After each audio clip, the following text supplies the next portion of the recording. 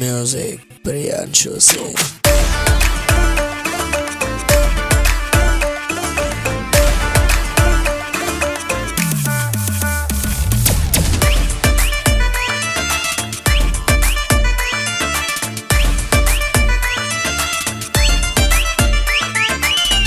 से अपना बजावेला सीटी गलिया में हमारे आके मजनू के भूत बचढ़ कपारे राख देला पगला के मेहर बनावे के खूब देखेला खइबा झाड़ू का एक बात बता दो असल कहीं फसल बारू का नजरी में बबी धसल दिल में बसल बारू का एक बात बता दो असल गोरी फसल बारू का नजरी में बबी धसल दिल में बसल बारू का। अरे वाह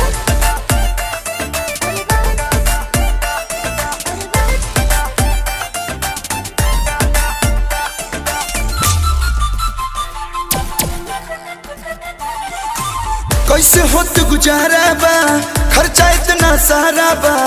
के करेला फाइनेंस ये बेबी पूछत हई अबारा बा का मतलब बा जान दे पर तुलल बड़ा पीछे हमरा झूलल बड़ा काम काज जगह जग बाबू काहे अपन भूलल बड़ा पागल लेखा भेस बनल बा पियल दारू का एक बात बता दो असल कहीं फसल बारू का नजरी में बबी धसल दिल में बसल बारू का एक बात बता दो असल गोरी फसल बारू का नजरी में बबी धसल दिल में बसल बारू का।